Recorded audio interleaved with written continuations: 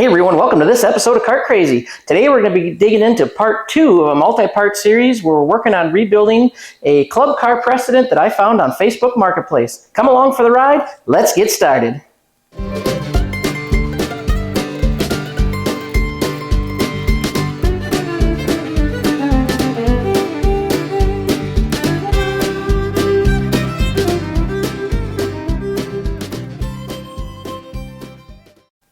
Okay, here it is. Not much has changed since the last time you saw it.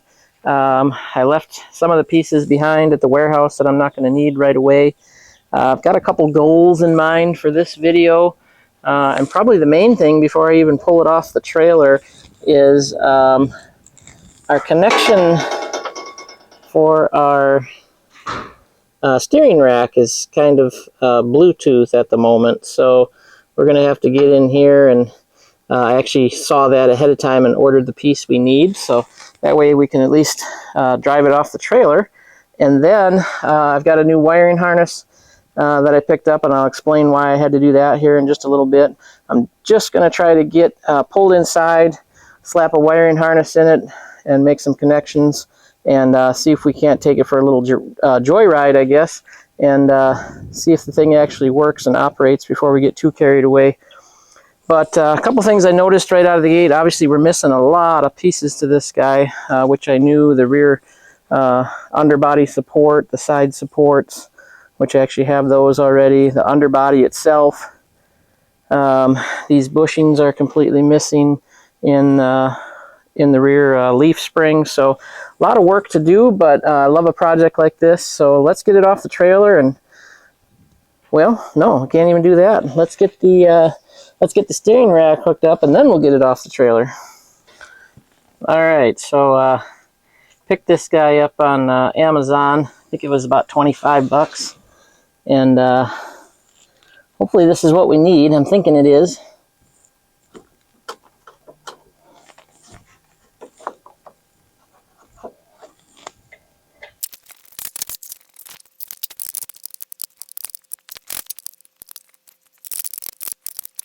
Oh my goodness, that top one fought and fought and fought me.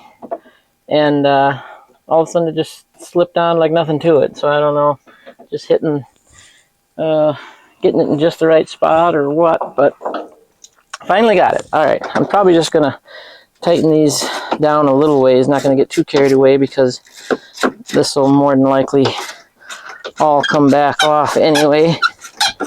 So we'll just kind of snug it with the 1/4 inch a little bit. Just enough so the bolt doesn't fall out and we can get it off the trailer. Not like it's going to fall out anyway, but keep the bolt from falling out. Not necessarily the knuckle. Okay. Got that. All right, when's the last time you remember seeing the shop this clean? It's probably been a minute. I didn't get the mop out and do the floor. It's not terrible, but it could use it. But anyway, we got plenty of room to work on it today, so let's get it rolled in.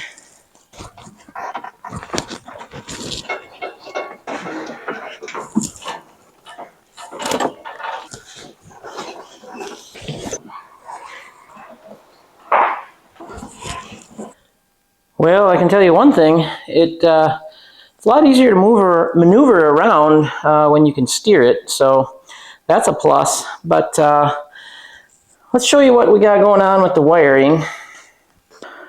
Okay, so here's the story on the wiring.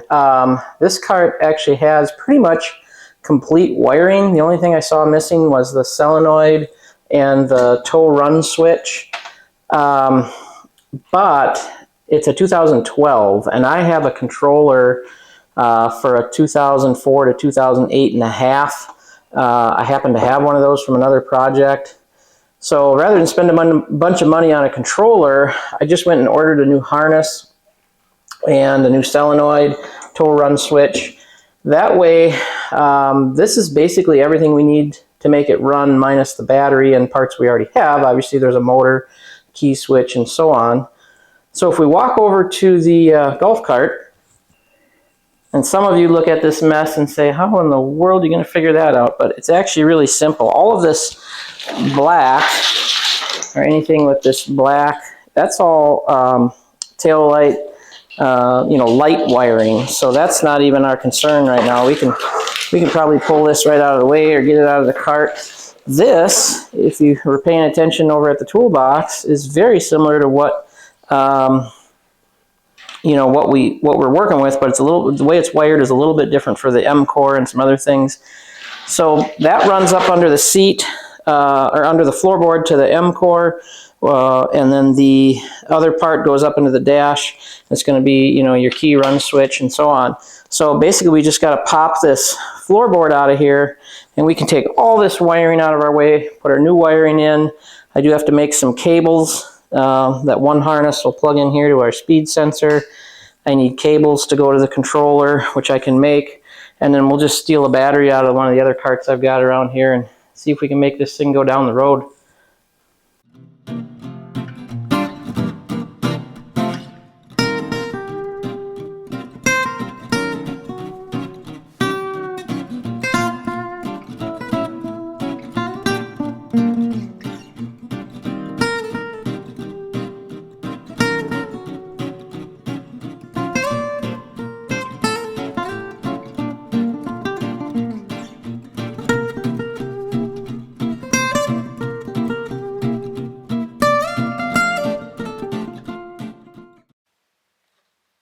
All right, you can see our big pile of wires on the floor that we took out.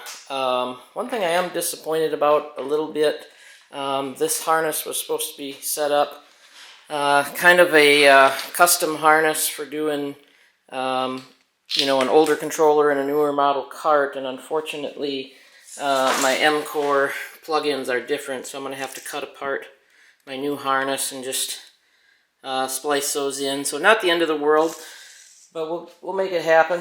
I did grab some 10 gauge wire, and of course all they had was red. I really probably needed 8 gauge. That's going to be for our F1 and F2 coming off the motor. I just grabbed some of the scrap wires that I had around here just to get this mocked up with the solenoid. But everything else will plug in, and then we can at least throw a battery up on here and go for a test drive. So let me work on switching that over and kind of plugging everything in here and get back with you. Okay, let's get a little status update. Whenever you're doing wiring, don't do it like I do and use the same color for everything, because that's not real helpful, but it's what I have on hand. So I've got my F1 and F2 plugged into the controller, back to the motor, okay? And then I've got my A1 and A2, and that one jumps off to the solenoid. I've got some more wiring I've got to do on the solenoid, but basically our battery power is going to come in. I've got to put a diode in there yet. Now we can plug our main harness in. I fixed the ends, so our more core will plug in. I used heat shrinks on those, so we don't have to worry about any water intrusion. This end will come up here and plug into the dash, so we'll have our key switch operation. And then I've got to bring this guy over, and these are going to plug into the solenoid. There's our tow run switch. So we're real close here. Just got to button up a couple more things, and we'll be ready for a smoke test.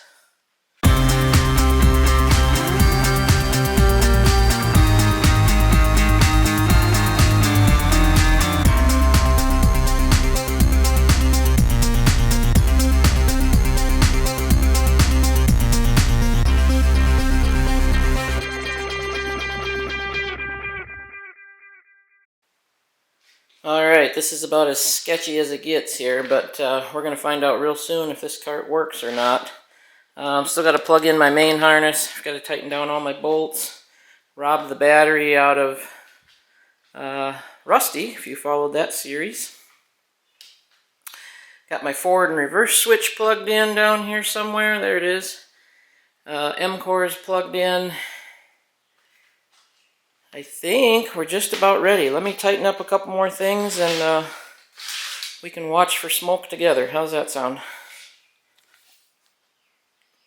Okay, well, I think we're ready. I've double checked and triple checked and maybe even quadruple checked a couple things. I've got my wiring diagram up there. Don't know if I'm in tow or run at the moment, but I think it's time to give her the test here and see. Super sketchy, like I said. I don't recommend this, but for the sake of testing the motor and differential and all of that before we get too involved, this is what we're going to do. So here we go.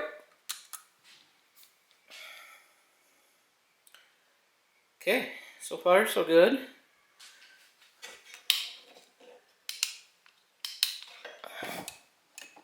Oh, I guess we gotta turn the key on.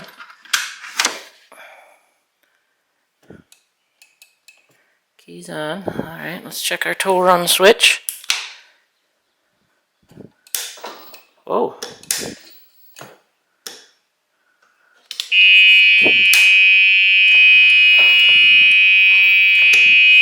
Yeah, sounds like we've got... Whoa. Well, what's going on there? Oh, those bushings in the back are bad, so that's probably part of our problem. Well, it's moving.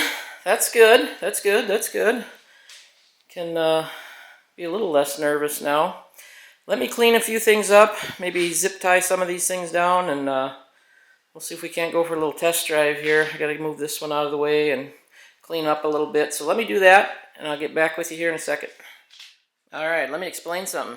Y'all aren't living until you've driven something on either a 5-gallon pail or an ice cream crate, milk crate. So we're going to take it out here, go for a quick drive, listen for noises. Obviously we're going to have a bunch of clunking in the back because of the bushings being out, but we can listen for other things and see how it goes.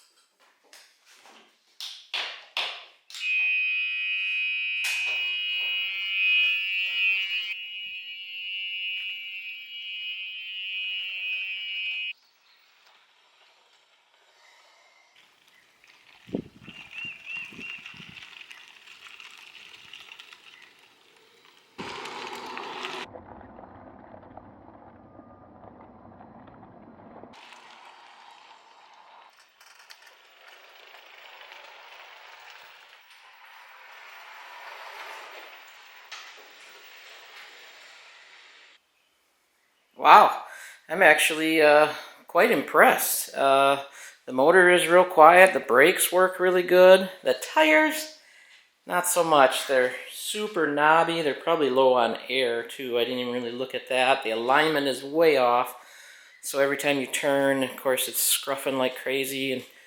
But it actually is pretty decent, I'm not gonna lie. You know, a lot of minor stuff like I just mentioned, but get rid of these terribly knobby tires. It's like driving a four-wheeler down the road. It's, yeah, not really for golf cart unless you're gonna go off-roading. But wow, that's a relief. Now we can kind of brainstorm and figure out what's next.